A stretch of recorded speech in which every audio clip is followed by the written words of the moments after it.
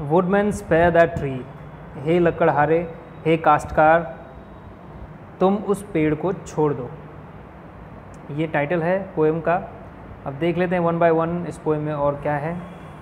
तो ये जो पोएट है वो वुडमैन को एड्रेस कर रहे हैं। एड्रेस करना मतलब संबोधित कर कर बोल रहे हैं, स्पेयर दैट ट्री, उस पेड़ को छोड़ दो। यहाँ पर देखिए एक्सक्लेमेटरी मार्क है। एक्सक्लेमेटरी मार्क का मतलब सिर्फ आश्चर्यजनक बातों के लिए ही एक्सक्लेमेटरी मार्क का यूज़ होता है, ऐसा नहीं है। कभी कभी भावनाओं को व्यक्त करने के लिए ज़्यादा इमोशन है आपके अंदर, जैसे कोई बात कहता है तो बहुत दिल से कहता है, बहुत ही उसमें भावनाएं मिक्स करके कहता है, तो वो अपनी भावना को दर्शाने के लिए भी एक्सक्लेमेटरी मार्क का यूज़ करता है। मतलब अगर ये बात कह रहा है उस वुडमैन से कि स्पेयर दैट ट्री, इसका मतलब सिर्फ यूं ही नहीं कह रहा है, वो दिल से कह रहा है। वो चाहता है कि इस पेड़ को कुछ नुकसान ना हो, इसलिए वो कह रहा है कि स्पेयर दैट ट्री, उस पेड़ को छोड़ दो। टच नॉट अ सिंगल बाव, उसका एक बाव भी टच मत करना। बाव का मतलब डाली, ठीक है। बाव मतलब डाली, जिसका समानार्थी शब्द इंग्लिश में है ब्रांच। उसका एक ब्रांच, उसकी एक डाली भी टच मत करना। इन यूथ, यूथ का मतलब युवावस्था या कह सकते हैं किशोरावस्था। तो किशोरावस्था में या युवावस्था में इट शेल्टर्ड मी, इसी पेड़ ने मुझे आश्रय दिया। And I will protect it now, और अब मैं इसकी सुरक्षा करूंगा, इसकी रक्षा करूंगा। टवॉज माई फोर फादर्स हैंड, यहाँ पर देखिए टवॉज लिखा हुआ है। टवॉज, इसको पढ़ते टवॉज हैं, पर ये है, इसका फुल फॉर्म क्या होगा? इसका फुल फॉर्म होगा इट वॉज, ठीक है। तो जो आई है, आई के लिए यहाँ पर एक देख सकते हैं इन्वर्टेड कॉमा दिया हुआ है, ठीक है। तो ये पोएट की खासियत होती है। पोएट क्या करते हैं कि एक अच्छा सा सॉन्ग या पोएम का जो उसमें लेटर्स की, यानी जो अक्षर की गिनती होती है, उसको लगभग लमसम करने के लिए या तो सरभर करने के लिए वो कुछ अक्षरों को हटा देते हैं और उसकी जगह पर कॉमा या इन्वर्टेड कॉमा का यूज़ करते हैं, ठीक है। तो ये इट वॉज है। टवॉज पढ़ेंगे, टवॉज पर है क्या ये? It was. तो टवॉज माई फादर्स फोर हैंड, ये तो मेरे पूर्वज के हाथ थे, या तो ये तो मेरे पूर्वज का हाथ था, यानी मेरे पूर्वजों ने ही दैट प्लेस्ड, मेरे पूर्वज के हाथ ने ही लगाया था। प्लेस का मतलब यहाँ पर जगह नहीं, हाँ, प्लेस यहाँ पर क्रिया है। देखो अगर प्लेस नाउन होता ना तो नाउन यानी कि जगह, प्लेस मतलब जगह, लेकिन यहाँ पर ये तो क्रिया है प्लेस्ड, तो यहाँ पर प्लेस मतलब लगाना, और ये प्लेस्ड ईडी लग गया है तो लगाया, ठीक है। तो मेरे पूर्वज के हाथ ने लगाया था इसे, इस पेड़ को लगाया था नियर हिज कॉट, अपने खाट।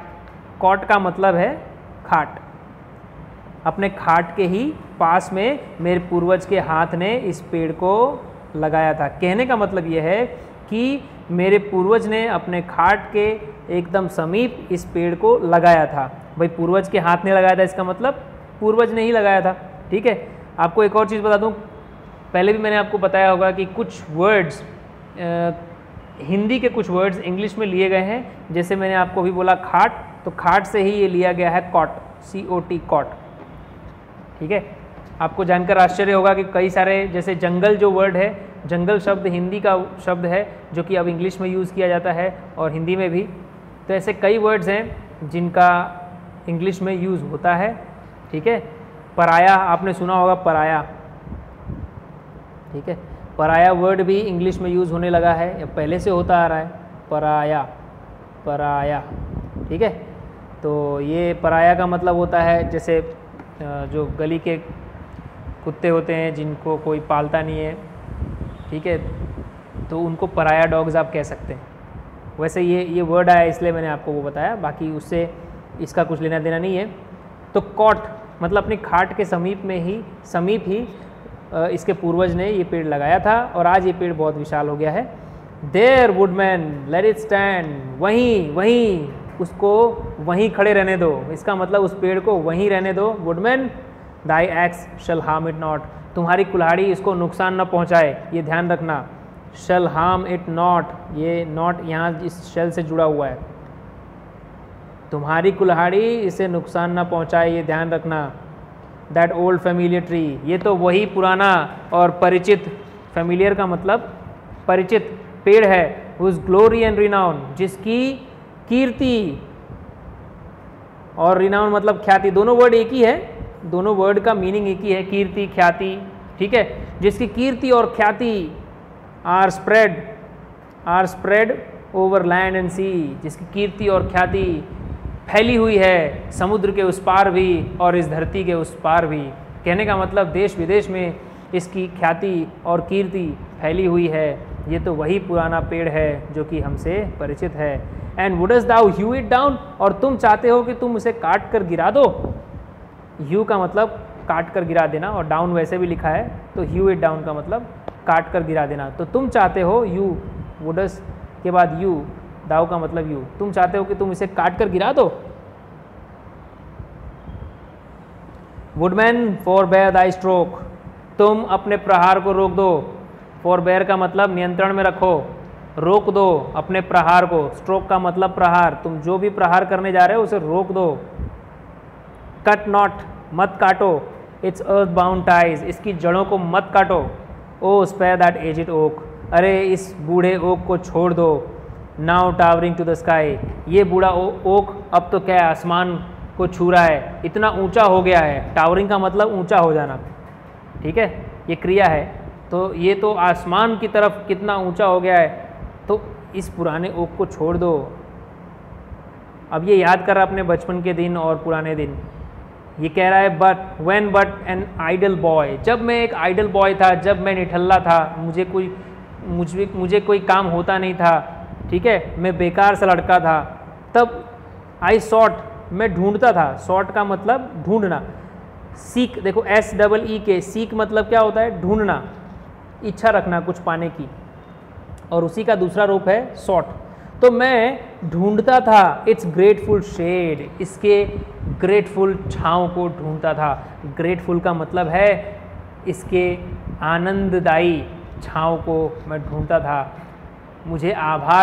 मैं आभार प्रकट करना चाहता हूँ। ग्रेटफुल का मतलब होता है कि आप आभारी हैं किसी के प्रति, ठीक है। तो इसके आनंददायी छाँव को मैं ढूंढता था जब मैं आइडल बॉय था, जब मैं बेकार सा लड़का था। In all their gushing joy, और इसके in all their gushing joy, इसकी छाँव के नीचे अत्यधिक आनंद के साथ। गशिंग का मतलब होता है अत्यधिक, ओवरफ्लोइंग, अत्यधिक, ठीक है, ग्लॉसरी में दिया हुआ इसका मीनिंग। तो अत्यधिक आनंद के साथ here too my sisters played, मेरी बहनें भी यहाँ खेली हुई हैं, उनको भी अत्यधिक आनंद मिला है इस पेड़ के नीचे, इस पेड़ की छाँव के नीचे। माई मदर किस मी हियर, इसी पेड़ के नीचे मेरी मदर ने मुझे बहुत प्यार किया।